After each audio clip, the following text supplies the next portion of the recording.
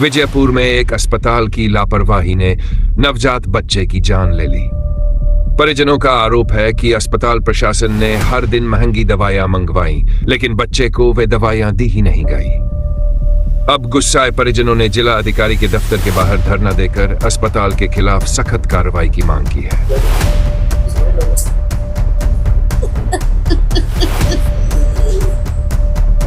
विजयपुर जिले के मुद्देबिहाल तालुके के रहने वाले शिल्पा वालीकार और शिवानंद ने 18 तारीख को विजयपुर नगर के जननी अस्पताल में एक प्यारे से बेटे को जन्म दिया।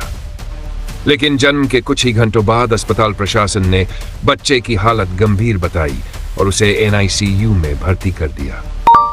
हर दिन परिजनों से 10,000 रुपए तक की दवाइयां मंगवाई गई, लेकिन परिजनों का आरोप है कि वो दवाइयां बच्चे को दी ही नहीं गई।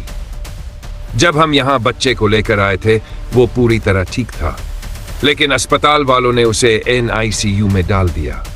रोज हमसे दवाइयां मंगवाते रहे, 10,000 रुपए की दवा हर दिन, लेकिन बच्चे को वो दवा दी ही नहीं गई। हालत बिगड़ती चली गई और फिर बोले कि बच्चा सुधार में नहीं है, दूसरे अस्पताल ले जाओ।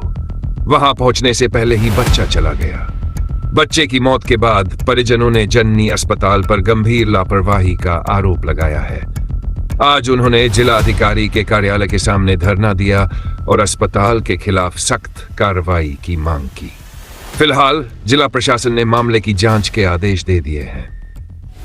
अब देखना होगा कि क्या इस अस्पताल की लापरवाही पर कोई कार्रवाई होती है या ये मामला भी कागजों में ही दबकर रह जाएगा।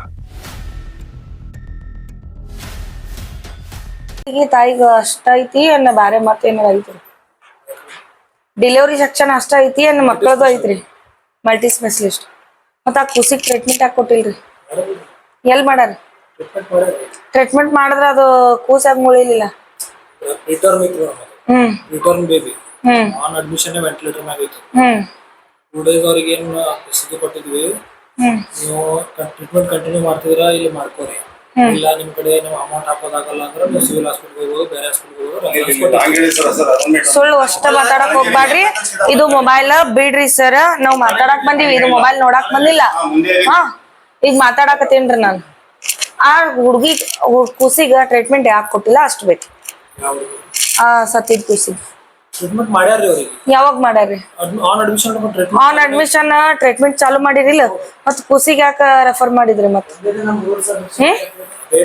ರೆಫರ್ ಯಾಕೆ ಮಾಡಿದ್ರಿ ಮಲ್ಟಿ ಸ್ಪೆಷಲಿಸ್ಟ್ ಐತಲ್ಲ ನಿಮ್ದು ಮತ್ ರೆಫರ್ ಹೆಂಗ್ ಮಾಡಿದ್ರಿ ನೀವು ಹೆಂಗ್ ಮಾತಾಡ್ಬೇಕ್ರಿ ಅದು ಬಿಡ್ರಿ ನಾ ನಿಮ್ಗೆ ಕೇಳಾಕತ್ತೀನಿ ನೀವ್ ಹೇಳಾಕತ್ತಿರ್ಲಿಲ್ಲ ಟ್ರೀಟ್ಮೆಂಟ್ ಮಾಡಿವ ಅಂತೇಳಿ ಟ್ರೀಟ್ಮೆಂಟ್ ಏನ್ ಮಾಡಿರಿ ಮತ್ ನೀವ್ ಮ್ಯಾನೇಜರ್ ಅಲ್ಲ ಹಾಸ್ಪಿಟಲ್ ಅಂತ ಅನ್ನೋದು ಮಂದಿಗ್ ಲೂಟಿ ಮಾಡೋದು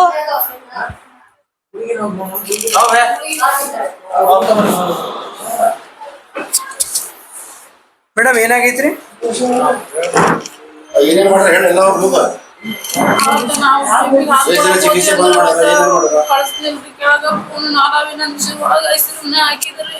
ಯಾರ ಮಾತಾಡಕ್ ಬಿಡ್ಲಿಲ್ರಿ ಅವತ್ತು ನಾವ್ ಹೇಳಿದ್ರಿ ನಮ್ ಪ್ರಾಬ್ಲಮ್ ಐತ್ ನಮ್ ಕೂತಿ ನಮ್ಮ ಮನೆಯವ್ರು ಬೇಡ ಹೋಯ್ತಾರ ಅಂದ್ರೆ ಏನೋ ರೆಸ್ಪಾನ್ಸ್ ಮಾಡಿಲ್ರಿ ಅವತ್ತು ರೆಸ್ಪಾನ್ಸ್ ಮಾಡಿಲ್ರಿ ಅವ್ರು ಸ್ವಲ್ಪ ಫೋನ್ ಕೊಡ್ರಿ ನಾವ್ ಮಾತಾಡ್ಬೇಕಂದ್ರೆ ಹೋಯ್ತಾರ ಮೇಡಮ್ ಬಿಟ್ಟಿದಲ್ರಿ ಅವತ್ತು ನಾವು ಡಿಸ್ಚಾರ್ಜ್ ಮಾಡಿ ಕೆಳಗ ಜನರಲ್ ರೂಮ್ ಕಳಿಸಿದ್ರೆ ಹೋದ್ ಯಾವ 3-4 ದಿನ ಕಳಿಸ್ತಾ ಇದ್ರು ಅವ್ರು ಯಾರಿ ಪವಿತ್ರ ಮೇಡಮ್ ನರ್ಸ್ ರೀ ಅವ್ರು ಎದಕ್ ಬಿಡ್ಸಿದ್ರಿ ಫೋನೇ ಮಾತಾಡತ್ತಿದ್ರಿ ಅವತ್ತ ನಮ್ ಬೇಬಿ ಹಿಂಗ ಆಗೈತ್ರಿ ನಾವ್ ಹೋಗ್ತಿವ್ರಿ ಅಂತ ನಾವ್ ಕೆಳಗ್ ಬರೋದಕ್ ನೀವ್ ಯಾಕೆ ಇದು ಮಾಡ್ತೀವಿ ನಿಮ್ ಮೆಂಟಾಲಿಟಿ ಸರಿ ಇಲ್ಲ ಅಂತ ಬಿಡಿಸ್ಬಿಟ್ರಿ ಇವಾಗ ಏನಾಗ್ತದೆ ಅವ್ರು ಕೆಳಗ್ ಬಿದ್ದಿನ್ರಿ ನಾವ್ ಮನೆಯವ್ರು ಇದ್ದಿಲ್ರಿ ಅವತ್ತು ಮೈ ಮೇಲೆ ಬ್ಲೀಡಿಂಗ್ ಆದ್ರ ಸರ್ ನಾ ಹೇಳಿದೇನ್ರಿ ಮುಂಜಾನೆ वो 18 तारीख को एडमिट करे सर हमें 18 तारीख को एडमिट करे जोरो मतलब जोरो और अपने उसकी औरत लेके आए जोरो मतलब और औरत ಕರ್ಕೊಂಡ್ಬಂದು ಅಡ್ಮಿಟ್ ಮಾಡಿದ್ರು ಸರ್ ಅಡ್ಮಿಟ್ ಮಾಡಿದ ಕೂಡ ನಿಮ್ಮ ಮಗಳನ್ನೂ ಚಿಕಿತ್ಸೆ ಮಾಡ್ತೀನಿ ಮಗನೂ ಚಿಕಿತ್ಸೆ ಮಾಡ್ತೀನಿ ಅಂತ ಹೇಳಿ ಎಲ್ಲರೂ ಚಿಕಿತ್ಸೆ ನಾನು ನೋಡ್ಕೋತೀನಿ ಅಂತ ಹೇಳಿ ಡಾಕ್ಟರ್ ಒಪ್ಪಿಕೊಂಡು ಮತ್ತು ಸರ್ಜರಿ ಮಾಡಿ ಏನ್ರಿ ಸರ್ಜರಿ ಮಾಡಿ ಮಗನ ಏನದ 2 ದಿನ 1-1.5 ದಿನದ ICU ಒಳಗೆ ಇಟ್ಕೊಂಡು ಮರುದಿನ ನೀವು ಬೇಲ್ಡಿಗೆ ಹೋಗ್ರಿ ನಮ್ಮ ಕೈಲಿ ಆಗಲ್ಲ ಇಲ್ಲಿ ಎಷ್ಟು ಹಣ ಕಟ್ಟಬೇಕಂತ ಕೇಳಿದ್ರೆ ಈಗಾಗಲೇ ಈಗ 12,000 ರೂಪಾಯಿ ಹಣ ಆಗಿದೆ ಕಟ್ಟಿ ಮತ್ತೆ ಅಲ್ಲಿ ಬೇಕಾದ್ರೆ BLD ನೀವು ಟ್ರಾನ್ಸ್ಫರ್ ಆಗ್ರಿ ಅಂತೇಳಿ ಮತ್ತು 40 ಹಿಡ್ಕೊಂಡು 50,000 ರೂಪಾಯಿ ಮೆಡಿಸಿನ್ದು ನಮ್ಮಲ್ಲಿ ಹತ್ರ ಬಿಲ್ ಇದೆ.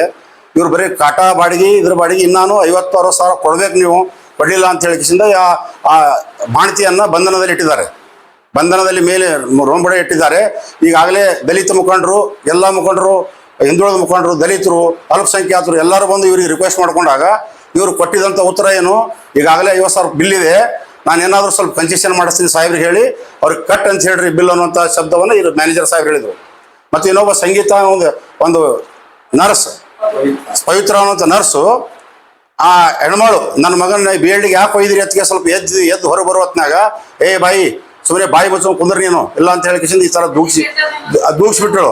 ದೂಗಿಸಿದ ಕೂಡ ಏನಾಯ್ತು ಹೆಣ್ಮಳು ಗಚ್ಚನ್ನು ನೆಲಕ್ಕೆ ಕುಂತು ಗಚ್ಚನ್ನು ನೆಲಕ್ಕೆ ಕೂತ್ ಕಿಸ ಆ ಹೆಣ್ಮಳಿಗೆ ಏನಾಯ್ತು ರೀ ಮೊದಲೇ ಸಿಜರಿನ್ ಆಗ್ಯದಲ್ಲ ಬ್ಲೀಡಿಂಗ್ ಆಗ್ಲಾಕತ್ತು ಶರೀರದಿಂದ ಬೆಲ್ಡಿಂಗ್ ಆದಾಗ ನಾವು ರಿಕ್ವೆಸ್ಟ್ ಮಾಡ್ಕೊಂಡೆ ಮುದ್ದೆಬಾಳದೊಳಗೆ ಫೋನ್ ಹಚ್ಚಿ ಸಾಹೇಬ್ರೆ ನೀವು ದುಡ್ಡು ಎಲ್ಲಾದ್ರೂ ನಾವು ಕೈಕಾಲು ಬಿದ್ದು ತಂದು ಕಟ್ತೀವಿ ಅವ್ರಿಗೆ ಚಿಕಿತ್ಸೆ ಮಾಡಿರಿ ಆಕಿನ ಏನಾದ್ರು ಮಾಡಿ ಮಗುನ ತಾಯಿನ ಉಳಿಸ್ರಿ ಸಾಹೇಬ್ರೆ ಅಂತ ಹೇಳಿಸಿಂದ ನಾವು ಎಲ್ಲ ಮುಖಂಡರು ಬಂದು ರಿಕ್ವೆಸ್ಟ್ ಮಾಡ್ಕೊಂಡಿರ್ತಾ ಅದಕ್ಕೆ ಯಾವುದೇ ಒಂದು ಅದಕ್ಕೆ ಬೆನಿಫಿಟ್ ಕೊಡಲಿ ಯಾವುದೇ ಒಂದು ವಿಚಾರ ಮಾಡಿದೆ ಆ ಥರ ಆಗಲ್ಲ ಈ ಥರ ಆಗಲ್ಲ ಇಟ್ಟು ಕಟ್ಟಲೇಬೇಕು ಮಾಡಲೇಬೇಕು ಅನ್ನೋಂಥ ಡಿಮಾಂಡನ್ನು ಇಟ್ಟು ಮಗನ ಮತ್ತು ತಾಯಿನ ಬಲಿಪಶು ಮಾಡಿ ಈ ರೀತಿ ಚಿತ್ರಹಿಂಸೆಯನ್ನು ಕೊಟ್ಟು ಕೊಲ್ಲುವ ಕೆಲಸವನ್ನು ಮಾಡಿದ್ದಾರೆ. ಮಗು ಅಂತೂ ತೀರ್ಕೊಂಡು ಹೋಗಿದೆ.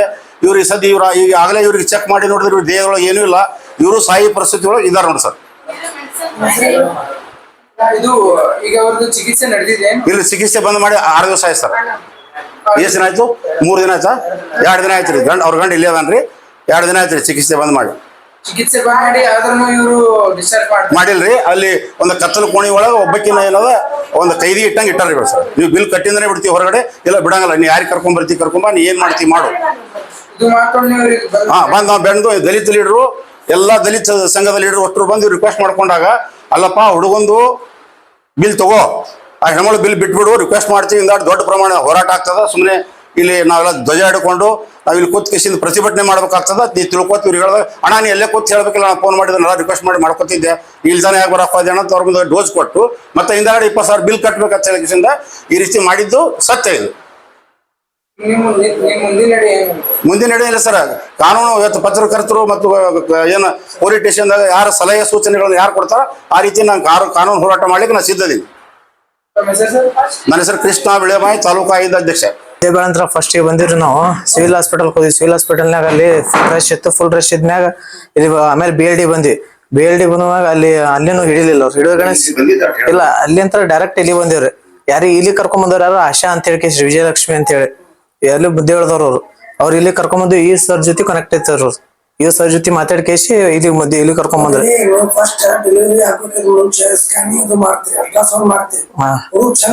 ಹಾ ಚಂದ ಇತ್ತು, ಹಾರ್ಟ್ ಬೀಟ್ ಕರೆಕ್ಟ್ ಇತ್ತು.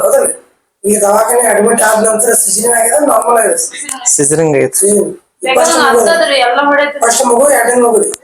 ಎರಡನೇ ಮಗು ರೀ. ಅವ್ರು ಫಸ್ಟ್ ಗೆ ತನಗಣೆ ಇಲ್ಲಿ ಅಡ್ಮಿಟ್ ಮಾಡಿದೇವ್ರಿ. ಎಲ್ಲ OPD ಗಿಪಿಡಿ ಮಾಡ್ಕೊಂಡು ಬ್ಲಡ್ ಗಿಡ್ ಚೆಕಿಂಗ್ ಎಲ್ಲ ಅಮೌಂಟ್ ಎಲ್ಲ ಕಟ್ಟಿದ್ವಿ ಡಿಪಾಸಿಟ್ ಮಾಡ್ಕೊಂಡ್ ಕೇಶ್ ಒಮ್ಮೆ ಸೀಸರಿಂಗ್ ಇದು ಸ್ಕ್ಯಾನಿಂಗ್ ಮಾಡಿದ್ರು. ಸ್ಕ್ಯಾನಿಂಗ್ ಮಾಡಿ ಕೇಶಿ ಹೊಳ್ಳಿ ಸೀಸರಿಂಗ್ ಇದು ತೊಗೊಂಡೋದ್ರು. ಆಮೇಲೆ ಕೂಸ್ ಹತ್ತಿಲ್ಲ ಅಂತ ಹೇಳಿದ್ರು. ಸ್ವಲ್ಪ ತಲೆ ಒಳಗೆ ಬಾವು ಬರತೈತಿ, ಹೊಟ್ಟೆ ಒಳಗೆ ನೀರು ಅದಾವ ಅಂತ ಹೇಳಿದ್ರು.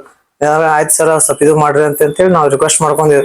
ಆದ್ರೂ ಮಾಡ್ದಂತೆ ಫಸ್ಟ್ನೇ ಒನ್ ಡೇ ಏನ್ ಮಾಡಿದ್ರು, ಒನ್ ಡೇ ಎಲ್ಲ ಕೂಸ್ ಕರೆಕ್ಟ್ ಇದು ತೊಳಕತೈತಿ ಏನಾಗಲ್ಲ ಅಂತಂದ್ರು. ಮತ್ ಮರ್ದಿವ್ಸ ಮುಂಜಾನೆ ಏನಂತಂದ್ರ ಮರ್ದಿವ್ಸ ನಾವಿಲ್ಲ ಕೂಸು ಇದು ಕೊಡಲ್ಲ, ನೀವು ಎಲ್ಲಾರು ಬೇರೆ ಬಿದ್ರಿ ಯಾರೋ BLD ಯಾರೋ ನೋಡ್ಕೋರಿ, ನೀವು ನೋಡ್ಕೊಂಡ್ ಕೇಸ್ ಇದು ಮಾಡ್ಕೋರಿ ನೀವು ಅಂತಂದ್ರ. ಇಲ್ರಿ ನಮ್ಮಲ್ಲಿ ಅಷ್ಟು ಅಮೌಂಟ್ ಇಲ್ಲ, ಇದು ಇಲ್ರಿ ಅಂತ ಅವ್ರು.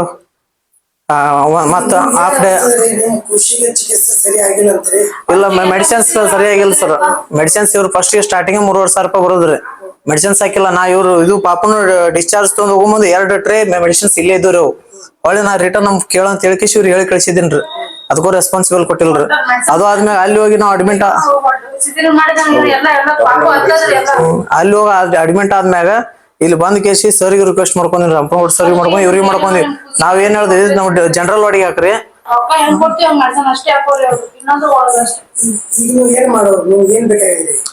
ಇದು ಬಿಲ್ ಕಟ್ಟಲ್ ಸರ್. ಬಿಲ್ ನ್ಯಾಯ ಬೇಕ್ರಿ. ಇಲ್ಲ ನ್ಯಾಯ ಬೇಕ್ರಿ. ಅದೇ ನಿಮ್ಮ ಹುಡುಗ ಸಾವು ಕಾರಣ ಇವ್ರು ಚಿಕಿತ್ಸೆ ಕೊಟ್ಟಿಲ್ಲ. ಹೋಟೆಲ್ ಹೌದಲ್ಲ?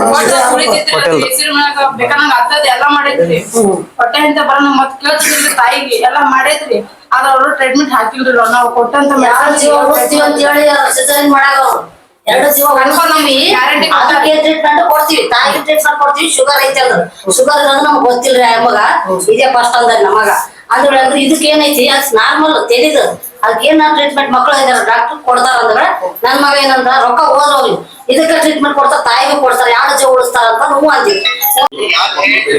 ನಮಗೆ ಇಲ್ಲಿ ಅದು ರೀತಿ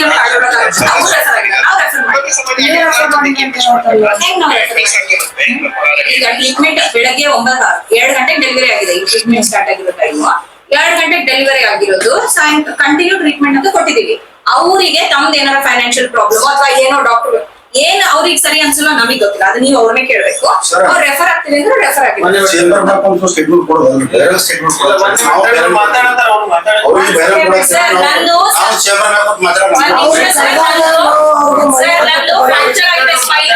ನನ್ನ ಸ್ಪೈನ್ ಫ್ರಾಕ್ಚರ್ ಇದೆ ಸರ್, ನಾನು ಬರೋಂಗಿಲ್ಲ ಆದ್ರೂ ನಡ್ಕೊಂಡು ಬಂದಿಲ್ಲ ಅರ್ಧದಾರಿ. ಎಷ್ಟು ಇಂಗ್ಲಿಷ್ ವರ್ಡ್ ಮಾತಾಡಿ ಏನ್ ಶಿಕ್ಷೆ ಕೊಟ್ರಿ ಅಂತ ಜನರಿಗೆ ಗೊತ್ತಾಗಲ್ಲ. ಏನ್ ದೊಡ್ಡ ವಿಷಯ ಹೇಳ್ಕೊಬೇಡ, ಮಾಮೂಲಿ ಸಣ್ಣ ಕ್ಯಾಂಡಿಡೇಟ್ ಅಲ್ಲ. ಸರ್ ನೀವು ಮಾತಾಡಿರೋದು ಯಾರ ಬಗ್ಗೆ ಮಾತಾಡ್ತಿದ್ರ ಅಂತ ವಿಚಾರ ಮಾಡಿ ನೀವು ವಿಚಾರ ಮಾಡಿ ಮಾತಾಡಿ. ಏನ್ ಮಾಡಿರಿ, ತಾಯಿಗೆ ಏನು ಶಿಕ್ಷೆ ಕೊಟ್ರಿ, ತಾಯಿಗೆ ಎಲ್ಲಿ ಓದಿಟ್ಟಿರಿ ಅಷ್ಟೇ ಹೇಳಿ. ಏನು ತಾಯಿಗೆ ಓದಿರಿ ಅಷ್ಟೇ ಹೇಳಿ. ಸೆಮಿ ಸ್ಪೆಷಲ್ ರೂಮ್ ಅಲ್ಲಿ ಅಡ್ಮಿಟ್ ಇದ್ದಾರೆ. ACBD ಏನು ಜನರಲ್ ಕೋಮ ಅಂತ ಸ್ಪೆಷಲ್ ರೂಮ್ ಯಾವ ಅಂತ ಹೇಳಿದ್ರೆ ನಿಮ್ಗೆ ತಾಯಿ ಚಿತ್ರಹಿಂಸೆ ಕೊಟ್ಟು ಕೆಡು ಅಂತ ಯಾರು ಹೇಳಿದ್ರೆ ನಿಮ್ಗೆ? ಚಿತ್ರಹಿಂಸೆ ಕೊಟ್ಟು ಕೆಡವಿದೀವಿ. ಹಾಗೆ ಮೈ ಮ್ಯಾಗ ಬ್ಲಡ್ ಹೋಗ್ಯದ್ರಿ, ನಾವು ಕಣ್ಣಾರೆ ಅಲ್ರಿ ತಾಯಿ ಚೆನ್ನಾಗಿ ಮಾತಾಡ್ತಿದ್ದಾಳೆ, ನೀವು ಹೇಳೋದು ಗೊತ್ತಾಗತ್ತೇನ್ರಿ? ಬಹಿರಂಗವಾಗಿ ನೀವು ಏನ್ ಚರ್ಚೆ ಮಾಡ್ತೀರಿ ಮಾಡಿ, ನಾವು ಬಹಿರಂಗವಾಗಿ ಚರ್ಚೆ ಮಾಡ್ತೀನಿ. ರೂಮ್ನೇ ಬೇಡ್ರಿ, ತೋರಿಸ್ರಿ ಫೈಲ್, ನಾವು ತೋರಿಸಿದ ಡಾಕ್ಯುಮೆಂಟ್ಸ್ ನಾವು ತೋರಿಸ್ರಿ ಸರ್. ತಾಯಿಗೆ ಬ್ಲಡ್ ಹೋಗ್ತಿದೆ ಅಂತ ಹೇಳ್ತಿದ್ದೀರಲ್ಲ, ಅವ್ಳು ನೋಡಿದ್ರೆ ಅವಳಿಗೆ ಟ್ರೀಟ್ಮೆಂಟ್ ಸರಿಯಾಗಿ ನೋಡ್ರಿ ಮೇಡಮ್, ನಾವು ಸರ್ಕಾರದಲ್ಲಿ ಸಾವಿರಾರು ದವಾಖಾನೆ ಇಟ್ಟಿದೀವಿ, ಸಾವಿರಾರು ದವಾಖಾನೆ ಸಾವಿರಾರು ಡೆಲಿವರಿ ಮಾಡಿಸಿವಿ. ಏನ್ರಿ ನೀವು ಎಷ್ಟು ಮಾತಾಡಿ ಸರ್, ನೀವು ಮಾತಾಡಿದ್ರೆ ನಾವು ಮಾತಾಡೋಣ. ನಮ್ದೇ ನಾಲೆಜ್ ಇರ್ತದೆ, ನಮ್ದು ಇದೆ ಇರ್ತದೆ. ಟ್ರೀಟ್ಮೆಂಟ್ ನಿಮ್ಗೆ ಫೋಟೋ ತಗೊಳಕ್ ಬಿಡೋದಿಲ್ಲ, ಇದು ಕಾನ್ಫಿಡೆನ್ಶಿಯಲ್ ಇರುತ್ತೆ. ನಮ್ ಪೀಡಿಯಾಟ್ರಿಷಿಯನ್ ಎಕ್ಸ್ಪ್ಲೈನ್ ಮಾಡ್ತಾರೆ. ಮೆಡಿಕಲ್ ಕೂಸನೆ ತಿರ್ಕೊಂಡು ಹೋಗೋದು ಕಾನ್ಫಿಡೆನ್ಷಿಯಲ್ ಅಲ್ಲ, ನೀವು ಕೇಳಿದ್ರೆ ಪರ್ಮಿಷನ್ ಇಲ್ಲದೆ ಫೋಟೋ ತಗೊಳಂಗಿಲ್ಲಲ್ಲ. ಯಾವ ಕೇಳಿದ್ರು? 1 ನಿಮಿಷ, ಯಾರು ನನಗೆ ಗೊತ್ತಿಲ್ಲ. ಅವ್ರ ಪರಿಸ್ಥಿತಿ ಹೇಳಿ ಅವ್ರಿಗೆಲ್ಲ ತಿಳಿಸಿ ಹೇಳಿ ಅಡ್ಮಿಟ್ ಮಾಡ್ಕೋತೀವಿ ಅಂತ. ಹಂಗೆ ಯಾವ ಪೇಷಂಟ್ ನಾವ್ ಅಡ್ಮಿಟ್ ಮಾಡ್ಕೊಳ್ಳೋದಿಲ್ಲ. ಯಾವತ್ತು ಹೇಳದನೆ ನನ್ನ ಹಾಸ್ಪಿಟಲ್ 5.5 ವರ್ಷದಿಂದ ಸಾಧ್ಯನೇ ಇಲ್ಲ ಅಡ್ಮಿಟ್ ಆಗೋಕೆ. ಅವ್ರಿಗೆ ತಿಳಿಸಿದೀವಿ, ಕರ್ಸ್ರಿ ಅವ್ರನ್ನ. ಅವ್ರು ಹೇಳ್ತಾ ಇದಾರೆ ಇಲ್ಲ ಅವ್ರು ಬೇಕಾದಾಗ ಯಾವ ತರ ಮಾತಾಡ್ತೀನಿ ಅಂತ. ಆಯ್ತು, ನಮ್ಮಲ್ಲಿ ರೆಕಾರ್ಡೆಡ್ ಇರುತ್ತಲ್ಲ. ನೋಡ್ರಿ ಅವ್ರಿಗೆ ಕೂಸತ್ತೆ ಇವತ್ತು ಮಾತಾಡ್ತಿರೋದು ಅದು